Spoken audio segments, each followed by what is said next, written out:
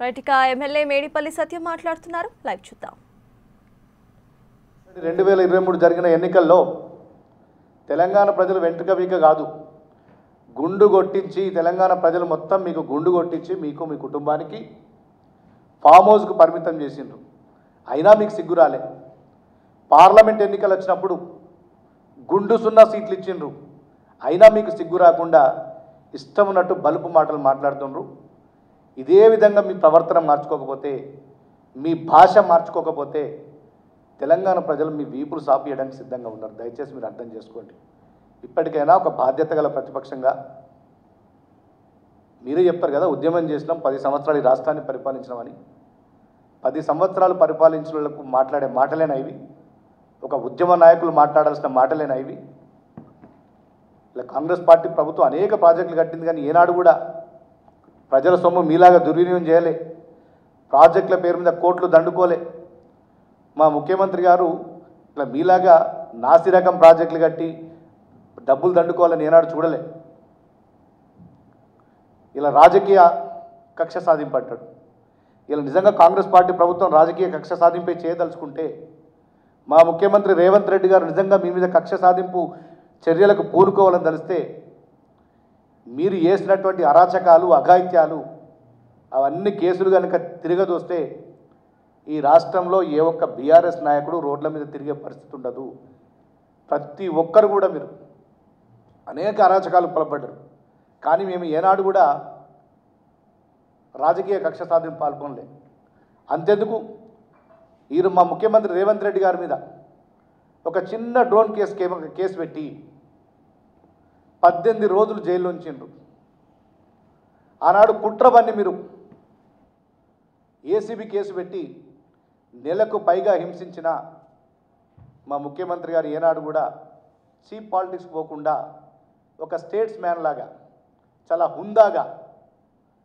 హుందాగా వ్యవహరిస్తూ ఏ రోజు కూడా ఏ ఒక్క బీఆర్ఎస్ నాయకుడి మీద కానీ ఏ ఒక్క ఇతర వాళ్ళ కుటుంబం మీద కానీ ఏనాడు కేసులు పెట్టలేరు రేవంత్ రెడ్డి గారు. ఇప్పటికైనా మీరు కనీసం సోయి తెచ్చుకొని ఈ రాష్ట్రంలో ఒక బాధ్యత గల ప్రతిపక్ష పాత్ర పోషించాల్సిందిగా నేను హెచ్చరిస్తున్నా. ఇలా నిజంగా కేసీఆర్ గారు గంటల కొద్ది ఉపన్యాసాలు ఇస్తారు, గంటల కొద్ది ప్రెస్ మీట్లు పెట్టి మాట్లాడతారు.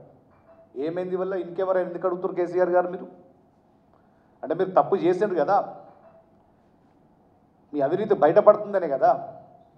ఇలా తేలుగుట్టిన దొంగలాగా నేను ఇన్ కెమెరాకి అటెండ్ అవుతా, నేను ఓపెన్గా అటెండ్ కానంటేనే అప్పుడే తెలిసిపోయింది మీ అవినీతి ఏంది, మీరు చేసిన తప్పులు ఏంది అని. ఇంకా కేటీఆర్ గారు మాట్లాడతారు, ఇలాంటి ప్రాజెక్టు కనుక వేరే దేశంలో కడితే చాలా గొప్పగా సత్కరించుకోవాలని.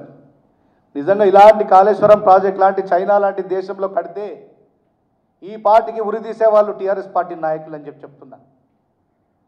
ఇలా రాష్ట్రం యొక్క ప్రజల యొక్క సంపదను మీ కుటుంబం మొత్తం దోచుకొని కాళేశ్వరం ప్రాజెక్టు మీద ఇలా వేల కోట్లకు పడగలెత్తిండ్రు.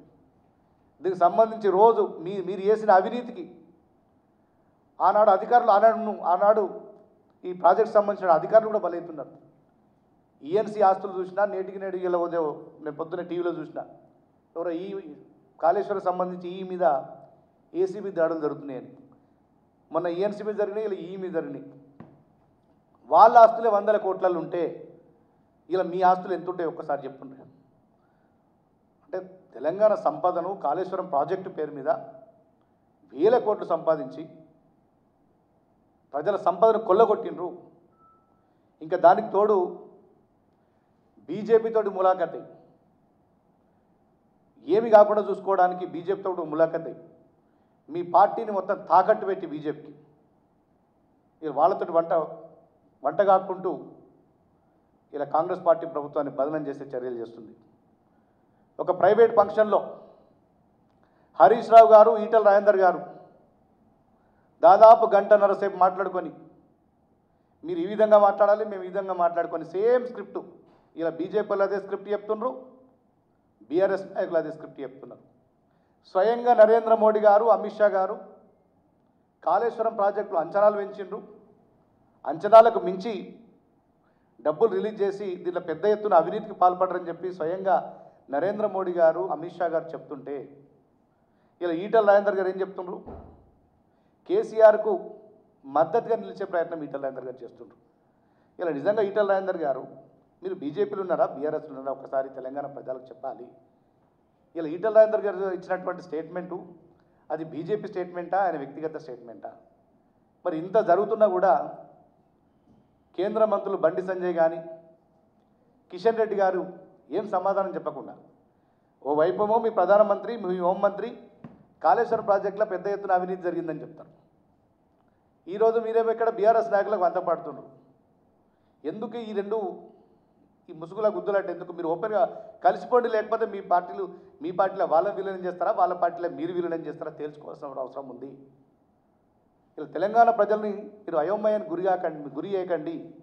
మీ లాలుచి పొత్తులతోటి, మీ చీకటి ఒప్పందాలతోటి తెలంగాణ ప్రజలను అయోమయం చేయకండి. మీరిద్దరూ ఒకటే. మీరు చీకట్లో షేకండించుకుంటారు ప్రతి అంశంలో. ఆ రోజు వీళ్ళు ఇక్కడ అధికారంలో ఉన్నప్పుడు కేంద్రంలో 10 సంవత్సరాలు బీజేపీ ప్రభుత్వానికి, ఎన్డీఏ ప్రభుత్వానికి వంతపాడిండ్రు. ఇలా ప్రభుత్వం పోయినాక చీకటి ఒప్పందం కుదుర్చుకొని కేసులు రాకుండా ఒకరికొకరు సహకరించుకుంటుండ్రు. ఇది నిజం కాదా? మీరిద్దరు కలుసుకొని, హరీష్ రావు గారు ఈటల రాజేందర్ కలుసుకొని ఇలా కమిషన్ ముందు మనం సేమ్ ప్రజెంటేషన్ ఉంది చెప్పాలని చెప్పి మీరు మాట్లాడుకున్నది నిజం కాదా అని నేను అడుగుతున్నా. తెలంగాణ ప్రజలందరూ అన్ని గమనిస్తున్నారు.